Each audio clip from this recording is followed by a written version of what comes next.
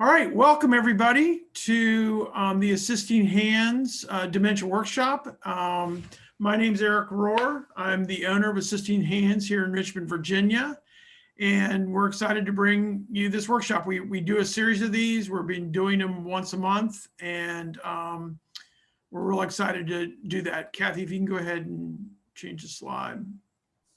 So this workshop is currently we have 7 workshops that we've developed. We're actually working on some new ones that we're excited about, and we'll have more information about that in the future.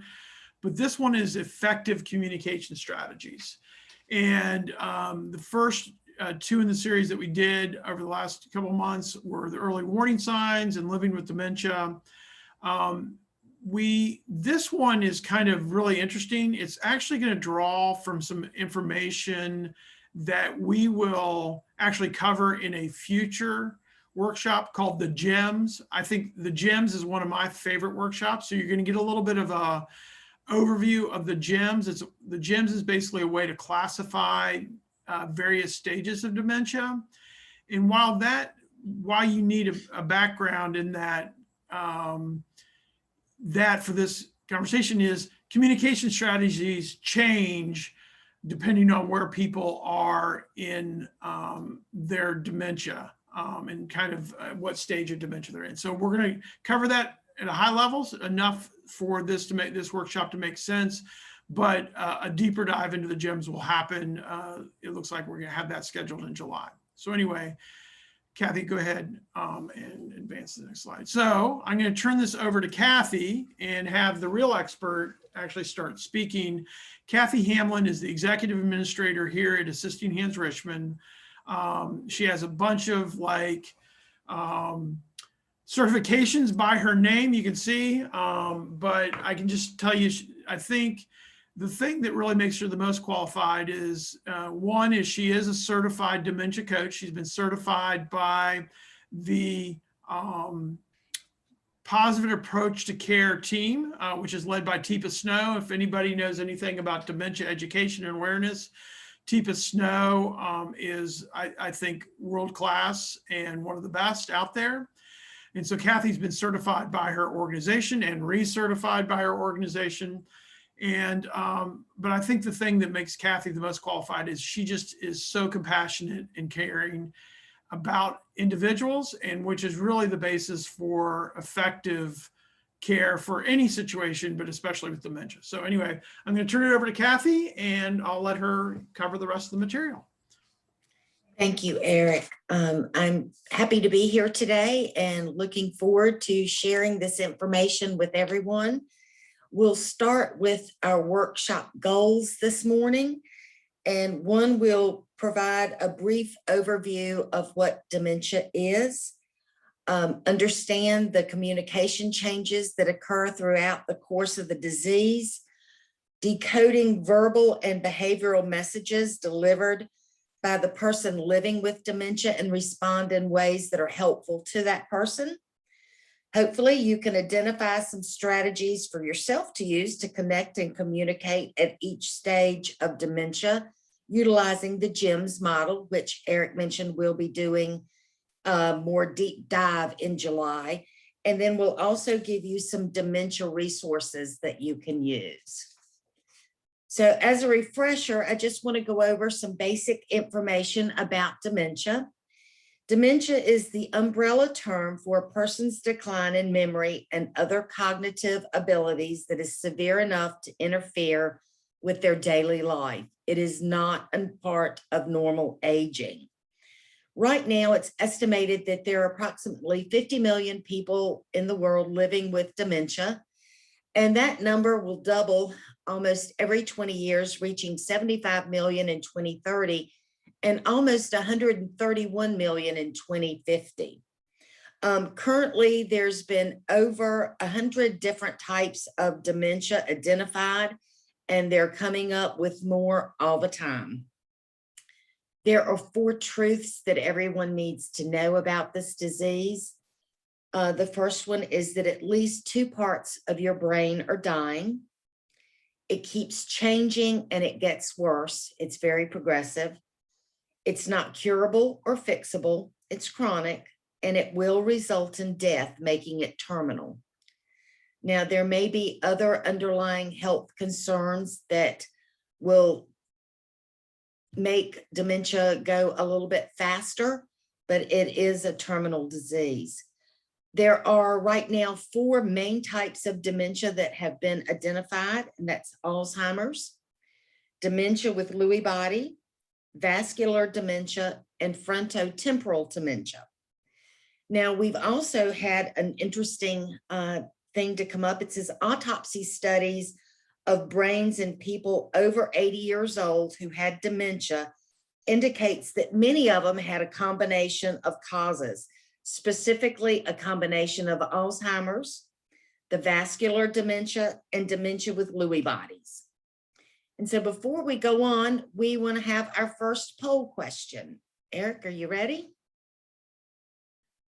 Yep. What experience do you have with individuals living with dementia? And if you could just select all that apply to you, and we'll give you just a minute to do this.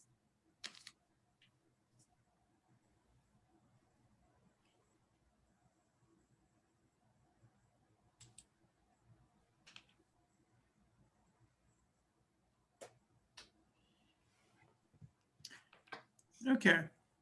Okay. I'm going to end the polling and we'll share the results. So it looks like most everybody has some experience, but we have some that just want to learn more, which I think is great. And I'll just a personal commentary is I wish I had learned more before dementia kind of impacted, you know, both me through my business as well as me personally and my family. So I think this is great that people are trying to learn more about this disease and really how to live with the disease for themselves or their loved ones. So it's great.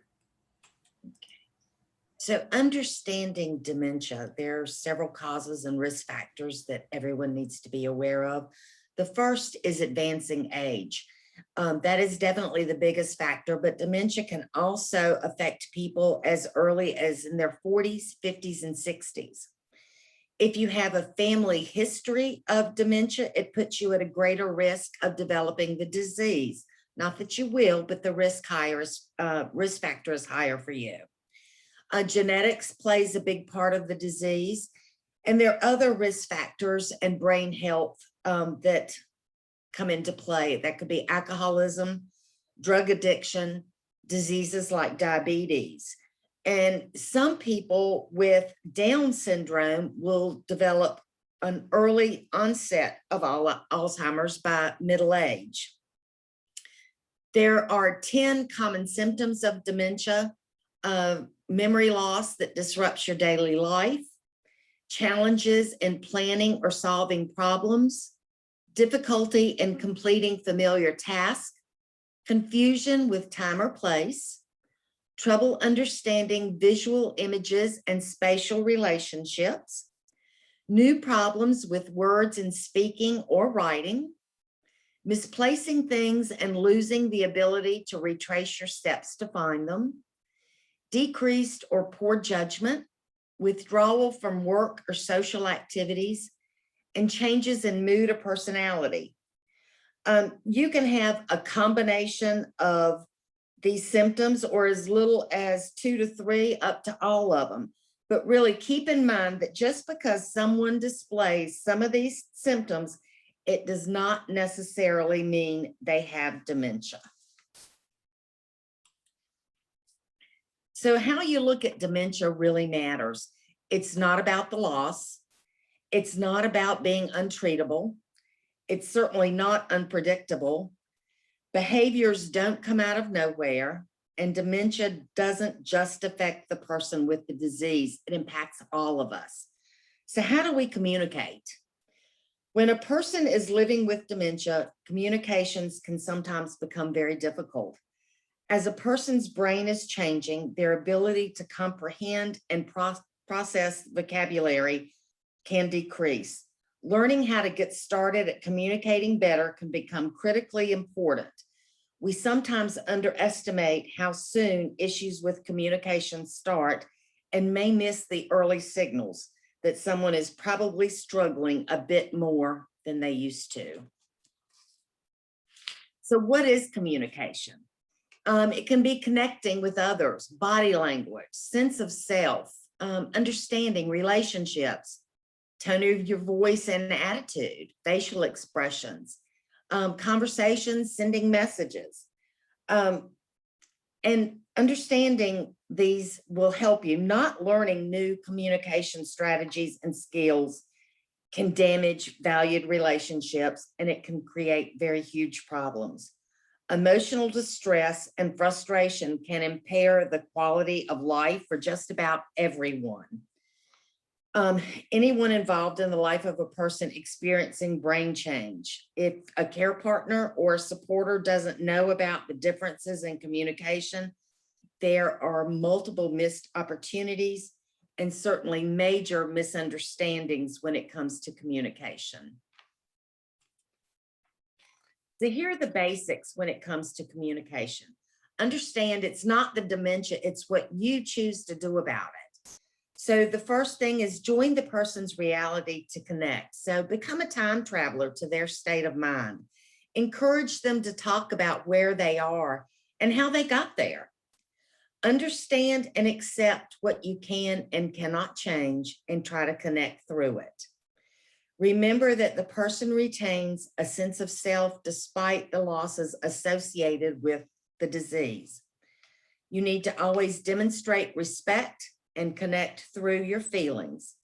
Treat the person as an adult that they are, not like a child. Don't be overly authoritative, and certainly don't be condescending. You want to try to decode the person's communications. Do they have some unmet needs? Are they in pain? Are they hungry? Are they hot or cold? And then recognize the effects of your mood and actions. A person living with dementia can sense when you're not on your A game. And try to understand the source of their reactions. What actions did you do to cause this reaction? And then help meet the needs while keeping soothing and calming the person. Keep your voice calm, put a smile in your voice, and just, if you're frustrated, do your very best not to let them know that.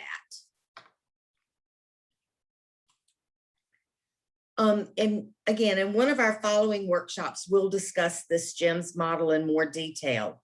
But the GEMS allows us to see what's unique and precious as the dementia progresses.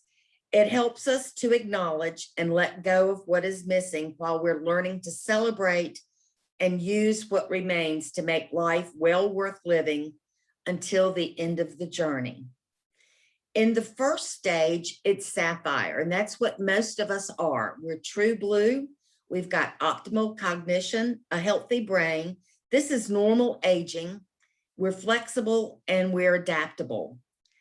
When we get to the diamond stage, we're starting with some beginnings of Alzheimer's. We're still pretty clear and sharp, but routines and rituals rule. We like things as they are. There are many facets to a diamond, so there are many facets to someone living with dementia in this state. They like what is familiar. They dislike change. They can cut and shine. And it's very easy for somebody to switch from a sapphire to a diamond stage in a heartbeat, no matter what goes on. And this happens with people experiencing normal aging as well. When we get to the emerald state, that's really where you start to see more dementia symptoms. Emeralds are green and on the go with a purpose. They're naturally flawed. They desire independence, or they either crave connections. They often travel in time and place. When we get to the amber, again, we're still advancing a little more. We're caught in the moment of time. Caution is required with ambers. They live in the moment. They copy actions and not tasks. They resist what they dislike and they seek what they like. When we get to the ruby stage, we're starting the end of our journey. Rubies are deep and strong in color, and others stop seeing what is possible. They retain their strengths, but not their skills. They have rhythm, they notice tone of voice, Music is a very soothing thing for rubies, but this is when you'll really start to see changes in words and the way they communicate. When you reach the pearl stage, you're at the end of life. A pearl is hidden within a shell. They're beautiful moments to behold, but they're ruled by their reflexes. There may be short moments of connection, mostly immobile, and they do react to your touch. But just because they're a pearl doesn't mean they aren't still people, and we need to communicate. So communication approaches need to change as we go through this disease. So we'll start in the early stages, which are your diamonds and your sapphires and your diamonds. You want to convey thoughts and feelings through language. You're still able to make decisions about your future care, and you may misinterpret what others say to you. With increasing age, you need more time to process, and the possibility may have some decrease in the amount of information that can be handled at once. And sometimes you may have difficulty staying focused. When we get to the middle stages, again, we're in our emerald and amber. We're using basic words and sentences, relying on the tone of voice, facial expressions, and body language. Continue to need emotional connection and meaningful activities. They're less skilled in their ability to find and use words.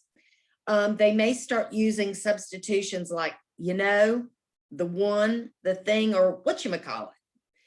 And they also have difficulty understanding and expressing their needs. The late stages are, again, your rubies and your pearls. They still respond to familiar words or songs and phrases. They use body language and their 5 senses to connect. So they are able to notice exaggerated facial expressions. They're able to react to emotions and your tone of voice. And working through connections sometimes takes time and effort because they are slow in their ability to respond to you. Some of the changes that you'll notice in communicating with sapphires and diamonds is sometimes there's difficulty in finding the right words. It takes taking longer to speak or respond. It can sometimes take up to 30 seconds to formulate and express a response. You might find them withdrawing from conversations because they can't remember the words that they need. And they're struggling with decision-making and or problem solving. And recognize, though, that there may be other health issues that affect these behaviors, not just dementia. When you're connecting, ask directly how to help with communication. Do they want phone, email, text, in person, or a combination of all? You want to keep your sentences clear and straightforward. Speak directly to the person, not over them or about them. And leave plenty of time for conversations. Include the person in conversations that affect him or her, including planning for the future. Avoid making assumptions. Be honest, laugh, and enjoy each other. This helps you from feeling the loss and instead of experiencing the joys of what remains. It also helps you to adjust to the progression of the disease.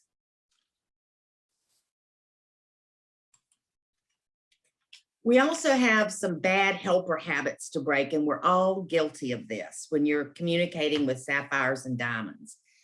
You need to be a detective and not a judge. You need to look, listen, and think. Be friendly, but not bossy. Talk peer to peer or leader to leader. You want to share responsibility and not take over. Instead, collaborate in some fashion or offer alternative opportunities. Give up being right and go with the flow. Arguing with someone only puts them in a worse mood, and it just keeps you from being able to connect. And if you're taking away one job, please give them another.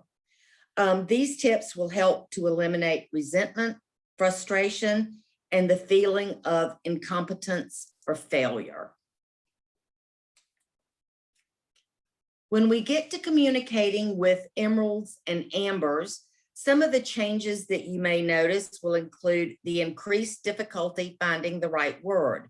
They're losing nouns or they're misspeaking. They are using familiar words repeatedly. They may even start to invent new words to describe very familiar objects or things. It's very easy to lose their train of thought.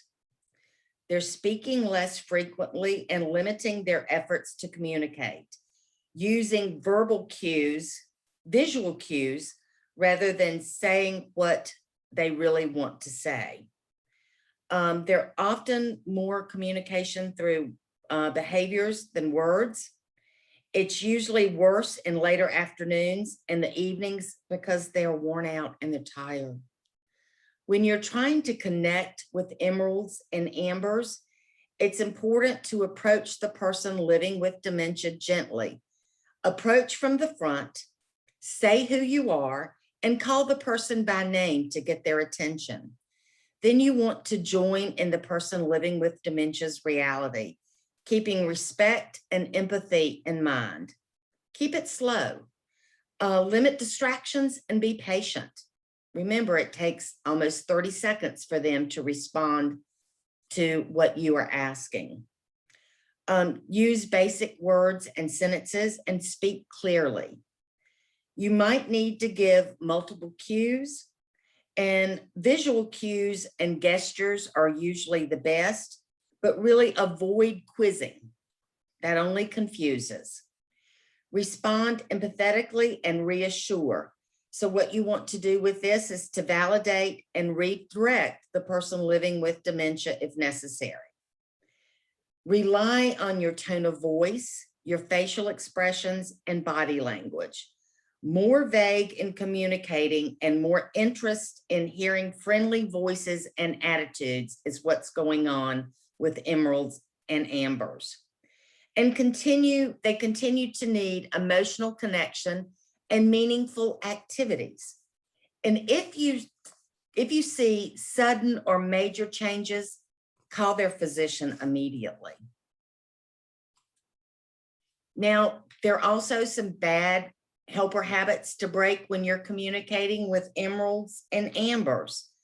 The first one is noticing and pointing out their errors, because there's limited awareness of what the real needs are for people living with dementia. Telling and not asking, you need to. That makes you bossy. Give them choices. Too little or too much, and that could be talking, showing, or touching. People in the emerald and amber state do focus on sensory tolerance and sensory needs. Getting loud and forceful only makes them resist or refuse your support and your help. If they're over or under stimulation, this can happen if care isn't taken gradually, allowing their systems to recognize what is happening here. Trying to take over and offering help is possibly going to resist or refuse your support and help and task because they cannot appreciate the need or your efforts that are going in. And then putting hands on or fussing. Most folks in the emerald and amber state do not like being helped, touched, or handled without them giving you permission to do so. And there's also an overuse of distracting or redirecting. Don't try to distract or redirect until you are well connected with the individual. And the main thing is, remember not to do for, but to do with. Then we get to your rubies and your pearls. You're going to see a lot of changes starting to happen as our journey really starts to progress towards the end. communication is reduced to a few words or a few sounds. A lot of times music and rhythm work better than words when you're trying to communicate. Possible responses to familiar words or phrases. They are losing fine motor skills, but they're able to do big, repetitive, whole body, strong movements most of the time. But they're very slow to change task or focus. It's where your music and your rhythm comes into effect. It's easier to guide than to try to communicate. When you are connecting, you want to listen for expressions of pain and respond promptly. Always help them feel safe and happy. You want to continue to bring respect to each conversation. Keep talking. They like pleasant and familiar sounds and voices. And then they're all using all five senses to communicate, like touch. It's good to give lotion hand massages or stroke their arm or their back to let them know that you're there. With sight, you might want to look at photo albums together or go outside and explore things together. When you're thinking with your sound, listen to familiar music together or just let the person hear the gentle tone of your voice. With smell, it could be cook or feeding the person foods that smell good, like apple pie or chicken soup. And then for taste, use their favorite foods, home-baked goodies, and ice cream or pudding are also good ways to connect. And again, consult a doctor when you notice major or sudden changes. When you are communicating with Rubies and Pearls, there's also some very bad helper habits to break. With Rubies, touching too quickly can startle them. So always explain what you're going to do first. Leaning in an intimate space invasion without permission. And this is something that I am very guilty of, and I'm still trying to learn not to do. The best thing to do is to get into a submissive stance by kneeling by their side and getting to their eye level. Talking too loudly can be very startling, and sometimes you just have to be willing to be silent. No baby talking. They don't that's just a bad habit for every adult to baby talk. And not talking at all is also a bad habit. Use your calm voice to encourage and to engage communication. Not showing by demonstrating, you need to use visual cues to help explain what you're doing. And trying to understand what is being said by being confrontational. Due to limits in taking in and processing data, those in a Ruby state are at high risk for startling and overreaction. When it comes to Pearls, there's also some other bad helper habits to break, and that's hurrying to get it done quickly. Use this time together to be with each other, not just to provide care. Don't talk over or about the person. They're still here. Talk to them and with them. They may not respond verbally, but they do know your voice and that you're there. Not checking for primitive reflexes prior to helping. By checking, you can modify the help and approach to match whatever needs that they have at that moment. Using both hands to give care can also be very startling to Pearls. The best thing to do is instead stabilize with one hand and work with the other. And that could be placing your hand on their back or on their arm, just to let them know that there is support there. You want to clean from the front and not use prying motions. Instead, you want to come in from the back of the extremities to clean them.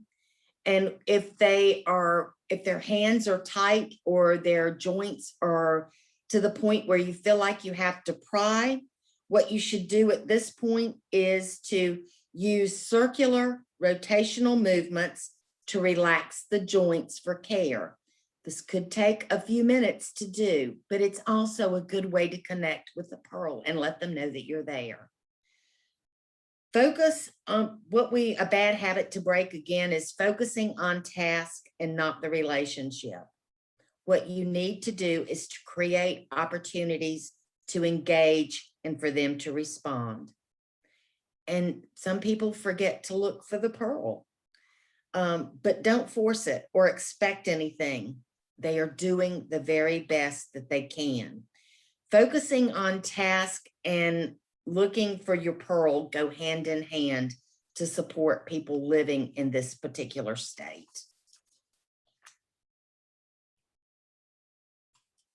And then how you look at dementia really matters. Breathe. It's very important to breathe. Sometimes you have to back off and change something and try again. Sometimes you just have to back off altogether and try again on another day. It's very important to develop a so what mentality. So what if it gets done? So what if it doesn't get done? What's the harm? What's it going to do? Support groups are really good for people not only living with dementia, but those who are providing care and support. It could be going to a dementia cafe. It could be working with others within a memory care community, or just getting together with other people like yourself who are living with people who have dementia. Accept yourself and accept the person living with dementia. It is what it is. We can't change it. And you always want to look for the joy. Even in the end stages of dementia, there is still joy to be had. We just have to seek it and find it for ourselves. And with your help, we are changing the culture of dementia care one mind at a time. And this is so, so important as we are developing new medications for dementia, as we're doing new research looking for cures. They're not here yet, but they will be someday. So we still need to just look for the joy and enjoy ourselves and enjoy our loved ones. Now we're coming to the end of our thing. So I want to talk to you about some resources that we have for you. Teepa Snow is probably the best resource out there. She has developed what she calls the positive approach to care. She has a lot of free things that are available for people not only living with dementia, but for their care partners. If you go to her website, www.teepasnow.com, you'll see a list of things that they do daily and weekly. Teepa also has a Facebook Live every morning at 8 and every afternoon at 5, where she'll discuss for about 10 minutes different things that people are experiencing today. She might address questions that have been brought up, but it's really good. It's 10 minutes and a great thing to listen to if you have the time. AARP is getting more into dementia support than they've ever been in the past. They are a good resource for you. And here in Virginia, the main office is downtown on Main Street, but there's usually a branch in every community that you can reach out to. DARS, which is the Virginia Department for Aging and Rehabilitative Services. They are right close to us over on Forest Avenue. George Worthington is a great person to speak to at DARS. He always has an open door policy. He's willing to help with whatever way he can. And he also has additional resources that can help with finances when it comes to working with people living with dementia. And then again, the Alzheimer's Association. Marie Calindo, who is here as the executive director of the Greater Richmond chapter, also has an open door policy. She is really great. She has a lot of ideas and opportunities for people. And also the Alzheimer's Association can offer respite grants for people who are taking care of loved ones who just need a break. If you contact Marie, she can certainly explain to you how you can get a grant. Some of them are for 48 hours, some of them are for 72. Doesn't mean you have to take them all at one time, but you can. And then of course, there's other dementia resources, like us here at Assisting Hands Home Care. We are always willing to offer help wherever we can. We can certainly come into the home, wherever you call home, whether it be an apartment, a house, or even an assisted living or a SNP. We're happy to help you at home. That's our goal, is to help you remain happy and at home. And then of course, our partner with these workshops is Brookdale Midlothian. They have an excellent memory support unit there. And you can contact Brooke Brockdorf and she can give you a little more information about what Brookdale has to offer. Now, Eric, I think we have another poll question here. Yep, I just launched it. And that would be, is there anyone interested in learning more about the following, whether it be in-home dementia support or care, or a memory care community? And we'll give you a few minutes to do that.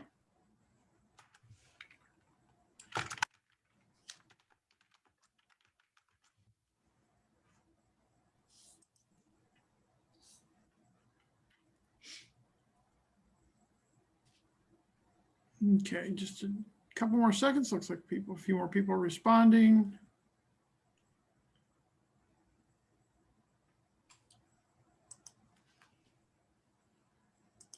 So great. Thank you for the response. And we'll reach out to people, or you all can reach out to us if you have further questions and want to learn any more about some of these services.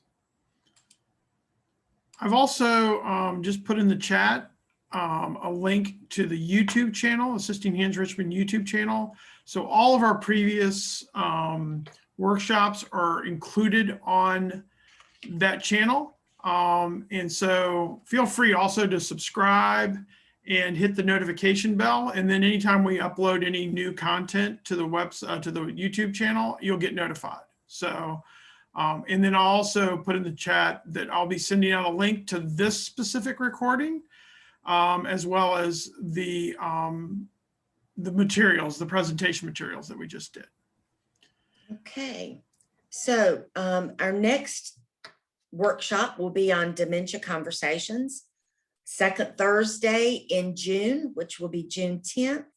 The time will probably be the same, around 10, but we will let you know as we get closer to that date. And with dementia conversations, we're hoping that you'll learn to have honest and very caring conversations about very common concerns when someone starts to show signs of dementia. Now we're at the end of our workshop. I did streamline this a little bit because we had a lot of questions last time, and I wanted to be able to give time to answer all of your questions. So we're here, whatever you would like to know. Yeah, so I see a couple, and feel free to take yourself off mute or put it in the chat. So Carol, so we don't do CEUs, but we do a certificate of participation or whatever. And if you want to put your email in the chat, Cathy will get that over to you, or you can email us at Assisting Hands later. So, all right, so it looks like we are getting, okay, perfect. We will get those email addresses out to you all, into the certificates to you guys. Any other questions? What I'm going to do now is I'm actually going to take us off of recording, and then that way people can just ask questions freely. So let me just wrap it up for the recording. Thank you for watching this workshop, and please reach out to Cathy or myself if you have any further questions.